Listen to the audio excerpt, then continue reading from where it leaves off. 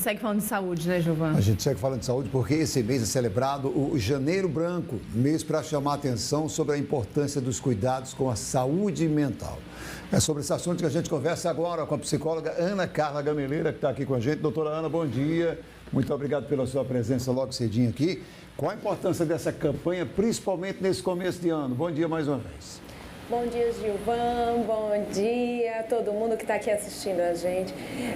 Na verdade, a campanha do Janeiro Branco é extremamente importante para a gente quebrar esses tabus em relação à saúde mental. Por muito tempo, né, acho que a saúde mental era vista com muito preconceito, como se fazer terapia fosse coisa de doido, como se a saúde mental não importasse.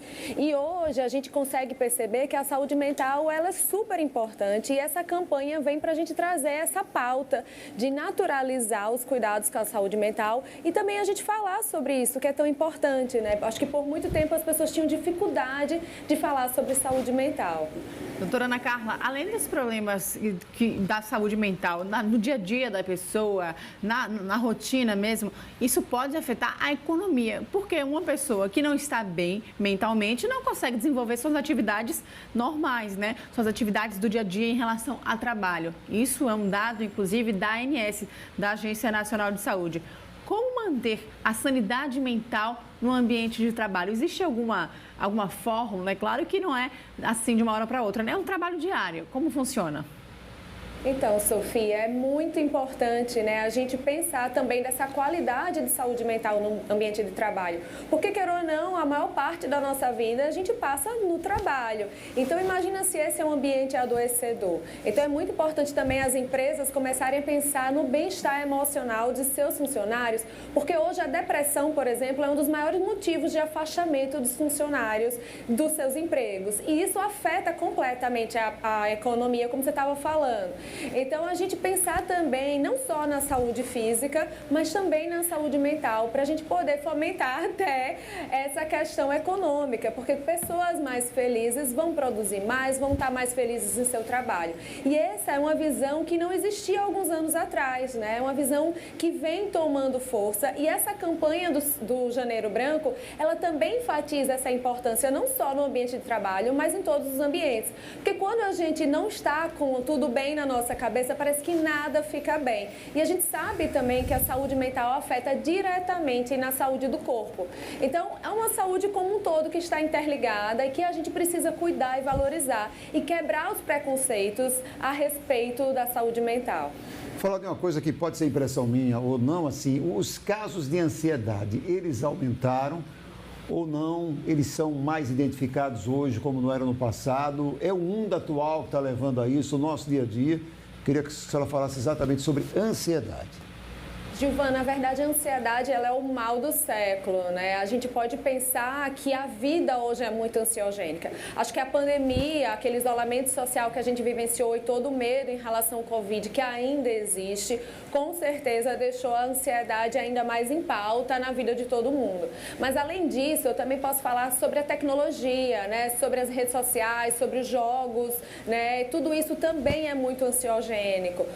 E eu acho que juntando todos esses componentes, fora essa vida agitada que a gente leva, sim, as crises de ansiedade,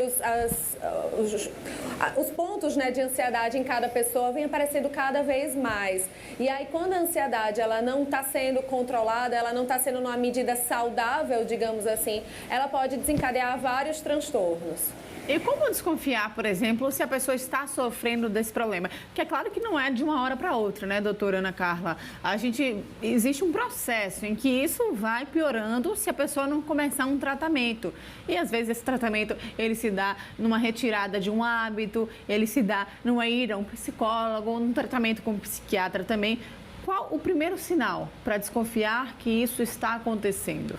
Eu acho que o principal sinal é a gente perceber quando a ansiedade está afetando as nossas relações, o nosso cotidiano, a nossa produtividade, não só a ansiedade, mas qualquer sintoma emocional que venha de uma forma negativa. Então, é o menor sinal que você perceba que está tendo uma sensação mais forte do que o habitual, que você está percebendo que não está tendo tanto controle, que está impactando no seu dia a dia, na sua produtividade. Então, é muito importante procurar um auxílio psicológico ou psiquiátrico. Eu costumo falar falar também, voltando até aquele ponto que eu estava falando sobre impactar na economia, a gente costuma falar que profissionais que estão muito bem emocionalmente, eles são muito mais produtivos e eles acabam também gerando ainda mais frutos, né, para essa empresa ou para esse local que ele trabalha. Então, a saúde mental ela é essencial não só para a nossa felicidade, mas também para a nossa produtividade. Identificando, né? A gente fala muito que a ansiedade você vai se corroendo aos poucos com o antecipar das coisas, né? Você tem alguma coisa para fazer daqui a 2, 3 dias, fica pensando como é que vai ser, qual vai ser o resultado. Identificando isso, existe tratamento, o tratamento é diferenciado, é de acordo com cada motivo, com cada gatilho, como é que se dá isso? O tratamento vai ser sempre muito individualizado, né? Dependendo de cada pessoa, de cada tipo de sintoma que a pessoa está tendo, o que é gatilho para cada pessoa. E, claro, a gente também entender como a história de vida dessa pessoa está impactando naqueles sintomas atuais. Porque nós somos seres completos. A gente precisa compreender que a nossa história também faz parte dessa construção que a gente tem de lidar com o nosso emocional e com as relações. E aí a gente precisa começar a compreender que a ansiedade, até que ponto a ansiedade é normal e até que ponto ela pode ser patológica, que está trazendo prejuízos para o dia a dia dessa pessoa. Se a gente for parar para pensar, sentir ansiedade é normal, né? Então é normal a gente ficar ansioso com situações novas, com situações pontuais. Mas quando essa ansiedade está de fato atrapalhando a sua saúde, sua qualidade do sono de uma forma muito prolongada, quando essa ansiedade está impactando a sua produtividade, a sua relação com as pessoas, a gente precisa ligar o sinal de alerta e quando você perceber que não está dando conta, ou até antes disso, né, seria o ideal, de forma preventiva, buscar ajuda, porque a gente sabe que o tratamento psicológico preventivo ainda surte mais efeito do que o tratamento tardio. Doutora Ana Carla, no início da nossa conversa, a senhora falou sobre a questão do preconceito. Ainda é um tabu falar sobre essas questões de sanidade mental, de saúde mental, seja ela uma ansiedade que está no início, ou seja ela uma síndrome de burnout, ou realmente um problema mais sério como a depressão. Por que ainda existe isso e como se livrar desse tabu, buscando ajuda mesmo, né? Ou seja de um familiar, seja de um profissional? Como a gente estava falando, né, Sofia, há muitos anos atrás, tudo que era relacionado à saúde mental era associado indiretamente com a loucura, digamos assim. E a gente sabe que não tem nada a ver, né? Sem saúde mental não existe saúde. Então é preciso a gente conscientizar as pessoas e a população como um todo que saúde mental é a base da saúde e do nosso posicionamento, da gente conseguir alcançar nossas metas, sonhos, da gente ser um ser humano melhor de certo modo. Então, a psicoterapia é o caminho para a gente cuidar da nossa saúde mental, seja de forma preventiva ou de forma tardia, depois que algum transtorno já esteja instalado, como você falou sobre a síndrome de burnout, que tem a ver com o estresse do trabalho, seja uma depressão, porque muitas vezes a depressão, para quem está vivendo no início, ela às vezes nem se dá conta que está de fato tendo um transtorno. Às vezes vai percebendo que está mais triste, mais ensimesmado, e aí às vezes tem essa dificuldade de assumir ou de perceber que de fato você está vivenciando um transtorno. Então a gente precisa quebrar esses tabus em relação à saúde mental, porque a saúde mental ela é algo essencial, né? Eu acho que hoje em dia se fala muito sobre ter saúde mental, que não importa só ter saúde física, estar com o corpo malhado, que é importante também. A gente estava vendo a outra matéria falando sobre academia, que é super importante, e que eu acho que exercícios físicos também ajudam no nosso bem-estar emocional, mas o nosso bem-estar emocional é que vai determinar tudo que a gente vai conseguir alcançar na nossa vida. Se a gente não está bem na nossa cabeça, a gente não vai estar bem em lugar nenhum.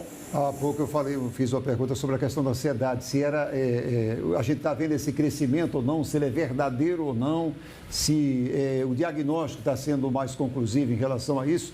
E lembrei da síndrome do pânico. São muitos os casos ao nosso redor de reclamação da síndrome do pânico. As pessoas que de uma hora para outra aparecem com síndrome do pânico, desenvolvem a síndrome do pânico. Isso é fruto da ansiedade, doutora, ou não?